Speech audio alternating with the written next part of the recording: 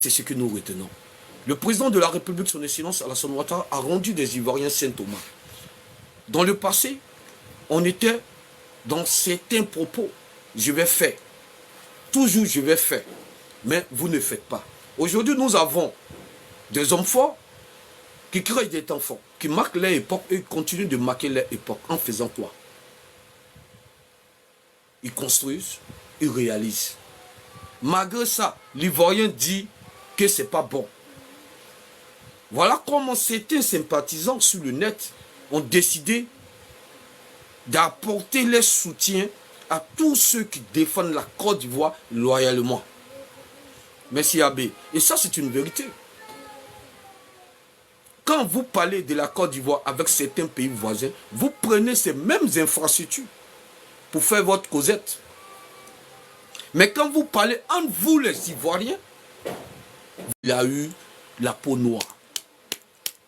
Sinon, le président de la République, son Excellence Alassane Ouattara, il était trop au sommet, malgré qu'il est au sommet de l'Afrique et au sommet des pays développés.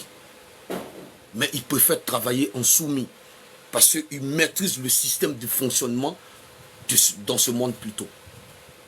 Donc restez tranquille. Vous n'avez pas affaire au labin, vous n'avez pas affaire au canard, vous n'avez pas affaire à certaines personnes qui ne pensent pas à évoluer. Vous êtes là, on vous parle de la modernité, vous vous plaignez. Quand on parle, les ponts, mais pour développer un pays, qu'est-ce qu'il faut? Il y a des voiries, les infrastructures. Ça commence par là. Après, maintenant, il y a le développement humain. Voilà où vous ne maîtrisez pas cette communication exemplaire des différents décideurs. Ce sont les communicants par défaut, les communicants par ignorance, qui se sont servis de leur propre imagination en faisant croire qu'ils sont en train de faire la communication de tel parti. Mais c'est archi faux. Et tout est faux. Ils étaient en train, au fait, de faire les propres communications selon les personnes. Donc c'est une communication personnelle. Quand je vois certaines personnes en train de monter sur le méta, soi-disant, si le président ne quitte pas le pouvoir, eux, ils ne pourront pas rentrer en Côte d'Ivoire. Quand je vois certains communicants en train de dire le plan B de l'opposition du PPACI, c'est M. Poutine. Mais allez vous renseigner. Je pense que vous manquez de compétences. Renseignez-vous. Sur le prix que ce combat a commencé, ils sont dans les doublons. Les doublons, nous sommes au courant. Mais on se terre. Parce qu'il n'y a personne dans ce pays qui peut diviser la Côte d'Ivoire.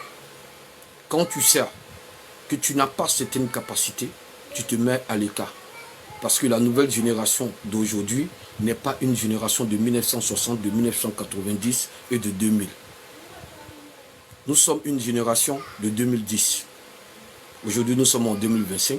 Nous essayons d'apporter une transformation profonde de la nouvelle politique en Côte d'Ivoire. Vous êtes des citoyens et nous tous, nous sommes des citoyens. Qu'est-ce qu'on doit faire? On doit obliger nos autorités à aller aux urnes. En faisant quoi? En respectant les conditions des élections. S'il y a certaines personnes qui ont pris tout le temps à faire une communication négative, ils ne se sont pas concentrés sur les signaux de leurs problèmes. Je pense que ces personnes-là doivent se mettre à jour et